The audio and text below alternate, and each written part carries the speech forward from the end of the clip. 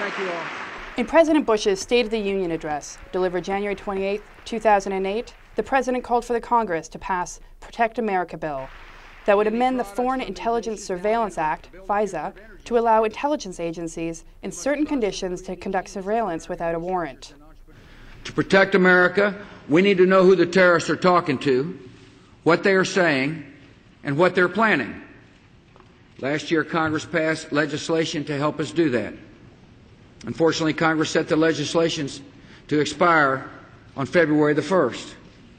That means if you don't act by Friday, our ability to track terrorist threats would be weakened and our citizens will be in greater danger. Congress must ensure the flow of vital intelligence is not disrupted. To discuss the background of FISA and the implications of the Protect America Bill, we spoke with Bruce Fein, founder of American Freedom Agenda, which works to restore constitutional checks and balances, and a former member of the U.S. Justice Department under President Reagan.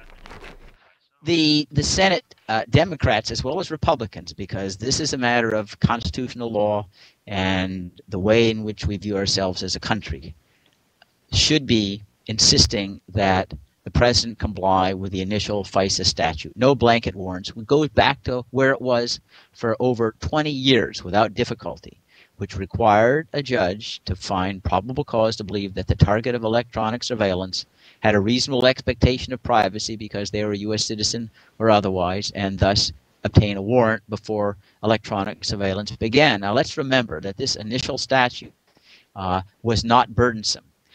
20,000 warrants had been given in about 20,004 cases. That is 4 refusals in over 2 decades. Moreover, the statute did not apply generally when you were spying, targeting an alien, which would be members of Al-Qaeda who are abroad. It was a very successful balance between the need to gather foreign intelligence and the historical abuses that were quite frightening that occurred when the President had no checks on his ability to gather information and spy on citizens and non-citizens alike. For example, Congress had revealed during hearings in the 1970s that the CIA had opened mail illegally for 30 years. They had intercepted international telegrams illegally for 30 years. This was both the CIA and the FBI. The National Security Agency had been misused, and that's to be expected. Just like to a hammer, everything looks like a nail. To a spy, everyone looks like a traitor. And this statute had worked successfully for over 2 decades. No president claimed it was compromising his ability to gather foreign intelligence, and Congress should be insisting that we return to that very sensitive but imperative balance to protect our rights to privacy. The administration has come up with no evidence, and I underscore none, since the years that have elapsed since 9/11 to suggest that the statute as initially conceived was too difficult to comply with in order to thwart Al-Qaeda and other international terrorists. It also speaks volumes to me that the 9/11 Commission, which did the most thorough analysis of the causes of 9/11, did not, and I underscore did not, recommend that the FISA law be altered in any way. So the Democrats need to get back out of the fear that if they refuse any request of the administration, they'll be called weak on terrorism and to lose their election or to give their opponent some kind of advantage. This is not a question of being weak on terrorism. It's being aggressive on terrorism, but being aggressive with checks and balances so we ensure we don't destroy the liberties we're fighting for. Remember, the law had always had 2 special features to address the problem of speed. One, after a time of war, there was a 15-day window where the president need not get a warrant in order to conduct electronic surveillance. Secondly, there's also a provision in the law that for 72 hours the president can initiate electronic surveillance without a warrant and only get a warrant after the fact. And if 72 hours isn't long enough, there really has not been much opposition to extending that time period for an additional day or 2 or even 7 days. But that's not what this administration is about.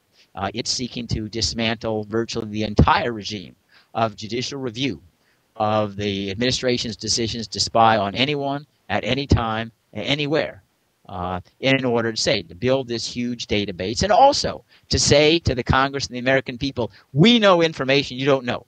You don't question our policies because we're smarter than you.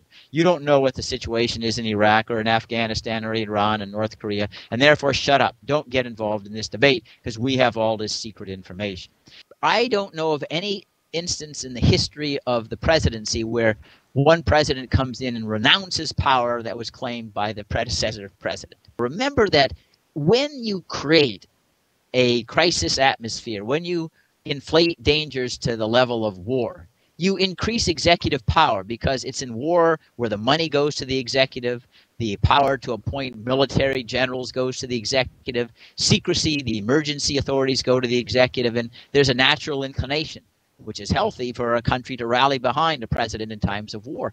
And that's why all presidents will be inclined to overstate and exaggerate fears and insist on very, very strong and muscular powers because that gives them more political power. We have someone who took impeachment off the table in November of 2006. How can you take impeachment off the table? It's like writing the First Amendment out of the Constitution. Impeachment's in Article 2, Section 4.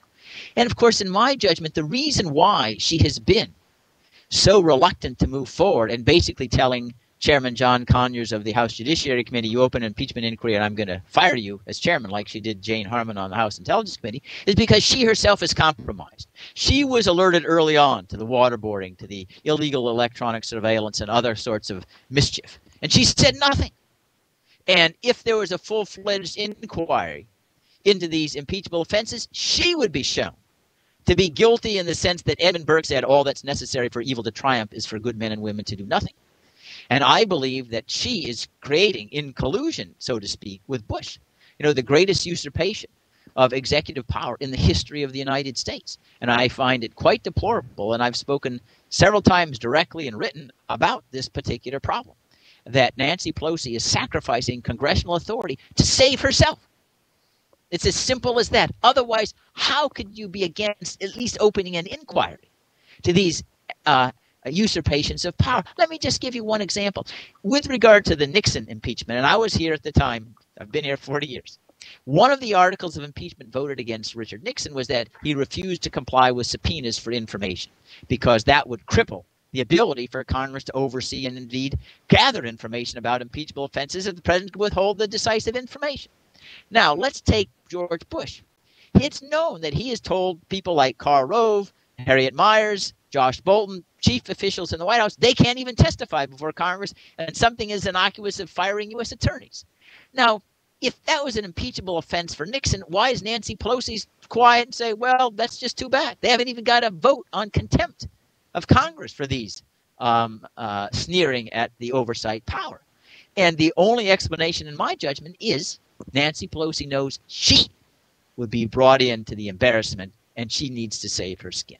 That, in my judgment, is repugnant. After all, her oath is to the Constitution of the United States, which includes the impeachment clause, all of it. And it's not what she thinks is good for the Democratic Party. It's not what she thinks good is for Nancy Pelosi. She takes that oath, says, I take an oath to swear to defend and uphold the Constitution. And in my judgment, she is violating that oath by her unwillingness, indeed stubbornness, about opening up any kind of impeachment inquiry.